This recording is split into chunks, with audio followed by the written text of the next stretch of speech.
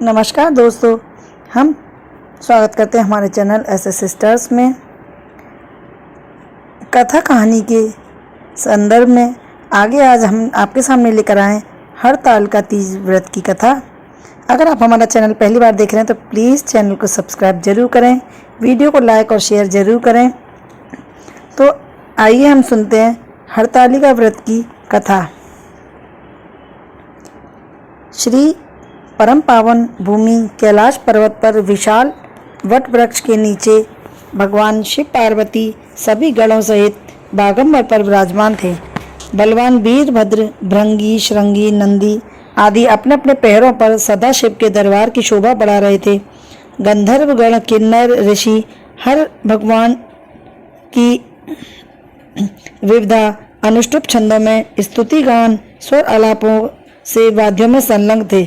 उसी अवसर पर महारानी पार्वती जी ने भगवान शिव से दोनों हाथ जोड़कर प्रश्न किया कि हे महेश्वर, मेरे बड़े सौभाग्य हैं जो मैंने आप सरी के अर्धांगी पति को वरण किया है। क्या मैं जान सकती हूँ कि मैंने वह कौन सा पुण्य अर्जन किया है? आप अंतर्यामी हैं, मुझ दासी को वर्णन करके बताने की कृपा करें।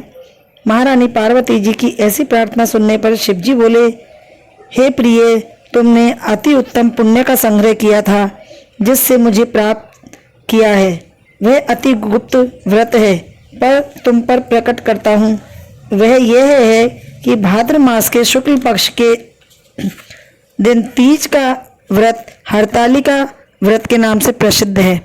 यह व्रत जैसे तारागणों में चंद्रमा, नवग्रहों में सूर्य, वर्णों में ब्राह्मण, देवताओं में गंगा, पुराणों में महाभारत, वेदों में सोम, इंद्रियों में मन, यह ऐसा श्रेष्ठ व्रत है जो सब व्रतों में यह व्रत श्रेष्ठ है।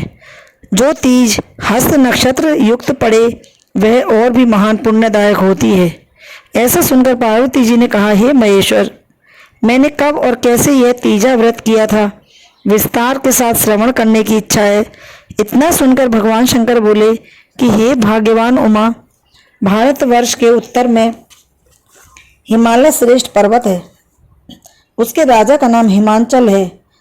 वहाँ तुम भाग्यवती रानी मैना से पैदा हुई थी। तुमने बाल्यकाल से ही मेरी आराधना करना आरंभ कर दिया था। कुछ उम्र बढ़ने पर तुमने हिमालय की दुर्गम गुफाओं में जाकर सहेली सहित मुझे पाने हेतु तप आरंभ कर दिया था। तुमने ग्रीष्म ऋतु में बाहर चट्टानों पर आसन लगाकर तप किया, वर्षा ऋतु में बाहर पानी में तप किया, हिम ऋतु में पानी में खड़े होकर मेरे ध्यान में संलग्न रही। इसी प्रकार 6 ऋतुओं में तपस्या करने पर भी जब मेरे दर्शन ना मिले तब तुमने ऊर्ध्वमुख होकर केवल वायु सेवन किया, फिर वृक्षों के सूखे पत्ते खाकर इस शरीर को क्षीण किया। ऐसी तपस्या देखकर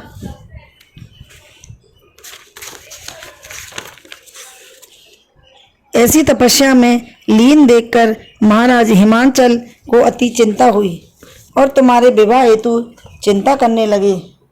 इसी सुअवसर पर महर्षि देवऋषि नारद जी उपस्थित होते हुए राजा ने अति हर्ष के साथ नारद जी का स्वागत पूजन किया और उपस्थित होने का कारण जानने की इच्छा जाहिर की। नारद जी ने कहा, हे राजन, मुझे भगवान विष्णु ने भेजा है। मैं चाहता हूँ कि आपकी सुंदर कन्या को योग्य वर प्राप्त हो। सो बैकुंठ निवासी शेष शैया भगवान ने आपकी कन्या का वरण स्वीकार किया है। क्या आपको स्वीकार है? राजा हिमाचल ने कहा, महाराज, यह मेरा सौभाग्य है जो मेरी कन्या को विष्णु जी ने स्वीकार किया और मैं अवश्य ही उन्हें अपनी कन्या उमा का कन्यादान करूंगा। यह सुनिश्चित हो जाने पर नारद जी ने बैकुंठ पहुंचकर श्री विष्णु भगवान से पार्वती जी के विवाह का पूर्ण होना सुनाया। इधर महाराज हिमाचल ने वन में पहुंचकर पार्वती जी को भगवान विष्णु के साथ विवाह होने का निश्चय हो चुका सुनाया। ऐसा सुनते ही पार्वती जी को महान दुख हुआ। उस दुख से वो विह्वल होकर अपनी सखी के पास पहुंचकर विलाप करने लगी।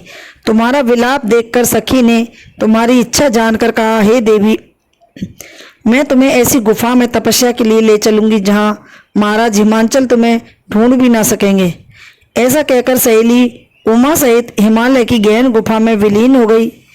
तब महाराज हिमाचल घबराकर पार्वती जी को ढूंढते हुए विलाप करने लगे कि मैंने विष्णु जी को जो वचन दिया है वह कैसे पूर्ण होगा। यह कहकर वे मूर्छित हो गए।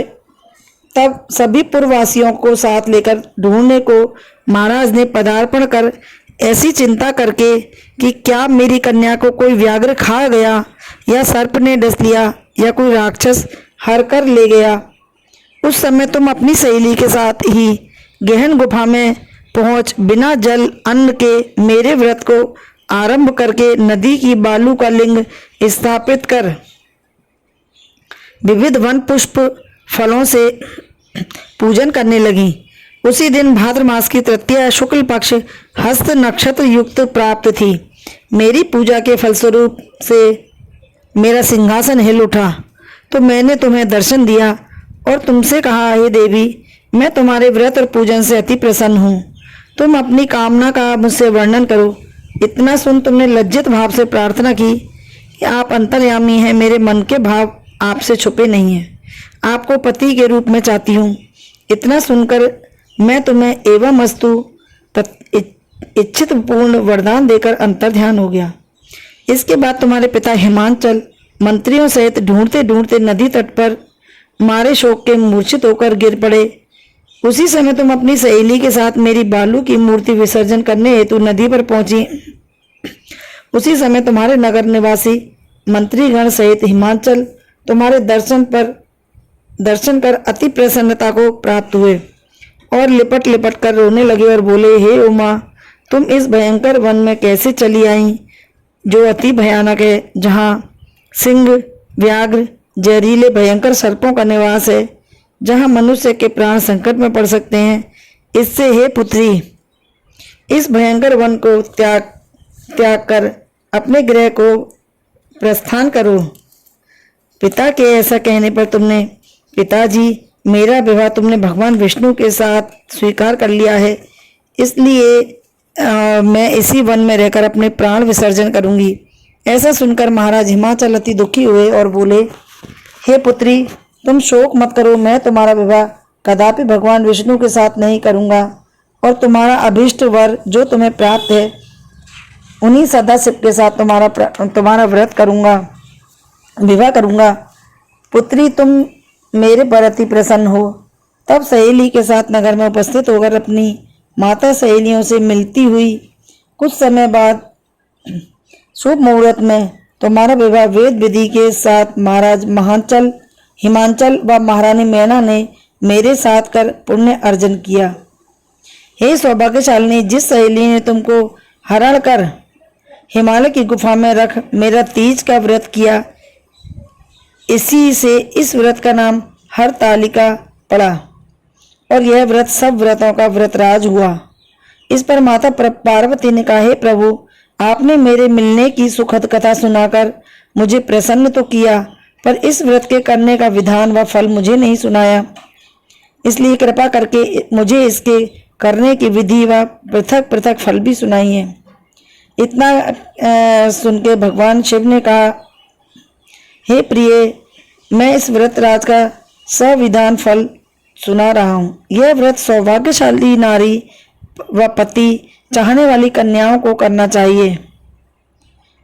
यह व्रत भाद्रपद के शुक्ल पक्ष की द्वितीया की शाम को आरंभ कर तीज का व्रत धारण करें।